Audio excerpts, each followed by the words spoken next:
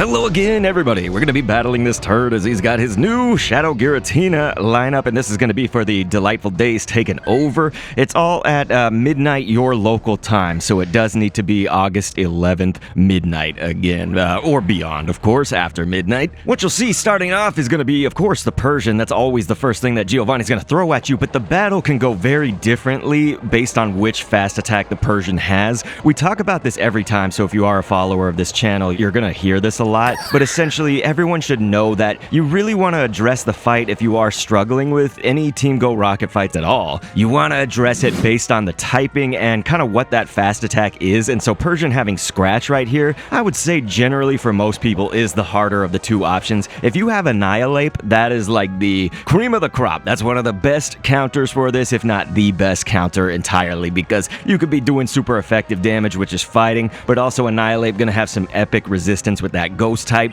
and so it'd be really nice to have an Annihilate. This account that I'm playing as, though, is my level 42, my dad's account. May he rest in peace. Still got it, though. I still got Father Kendo, and yeah, so being at level 42, I actually mentioned that because that's also sort of significant. It's not major, but essentially Team Go Rocket fights, they will scale up and down on how much CP that Persian will have or any of his Pokemon based on your trainer level. So essentially it's the higher you are in your trainer level, the higher that they will go. So this Persian, you know, being at 7,000 whatever it said on the CP amount, I can't see it right now because we are going to be shielding that payback. Finally it happened. I was waiting for that charge attack to come. Payback takes a little bit longer to generate the energy for, but yeah, that was like 7,480 right on that Persian. That's just because, of course, if your account was like level 50 or something, you'd be fighting something even higher with this Persian on that CP. So again, it will scale. Now another important point, aside from addressing the fight based on which fast attack typings and what those fast attacks are and stuff that your opponent is throwing at you,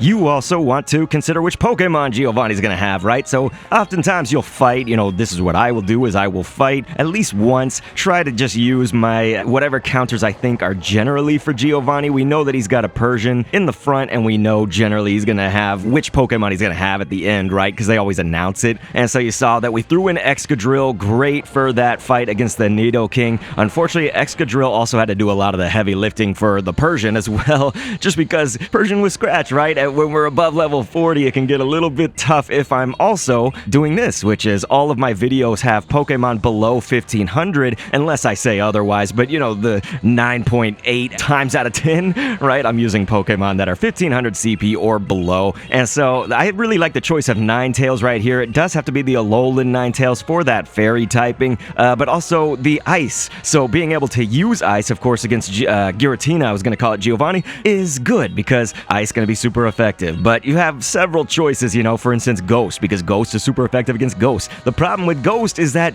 of course, Giratina, this one's using Dragon Breath, which is fine for Ghost, but let's say that it had Shadow Claw. You know, that's a Ghost type attack, and I just said Ghost is good against Ghost, right? And so, another thing, I am trying to get all these things out here to you guys, all these pro tips and info and stuff like that, before the match ends. It's a pretty quick match, but Team Go Rocket's Pokemon, they actually stand still after every charge attack, but also every switch, or like that includes fainting, you know, so it could be manually switching or fainting, but that's just basically when you want to generate energy, right? And so notice, we're going to shield this charge attack, and then look at what happens with Giratina. So it's going to use Ancient Power, thank God we had a shield, and so look at that, he's not attacking at all. Did you see that? So we want to use that time again to just kind of generate energy, and that's really important with this strategy right here for Alolan Ninetales. A lot of my strategies, we are going to win on the next attack, are going to be essentially to chain those charge attacks a lot, and it's for that same kind of tip I just gave you about the stun time or that stagnation period. While they're standing still for just about 3 seconds, that's valuable time that you want to just be generating energy. So even if you had that charge attack ready to go, wait until they're going to attack you, you know, like wait until that moment before they do. And that's what's great, is that we were chaining that Weather Ball along with Powder Snow on our Alolan Ninetales, and A9 was just a great choice again for Giratina right there, because we were below the Great League, like are you kidding me? But of course I catch a horrible Shadow Giratina right here. But you guys, we will have, of course, more videos being built out in the next days just to address Giovanni's other possibilities and the rest of his lineup and all of that good stuff. Show you guys some other options. Florges, another good one. Okay, please click an end screen on screen. See another video, and thanks for viewing.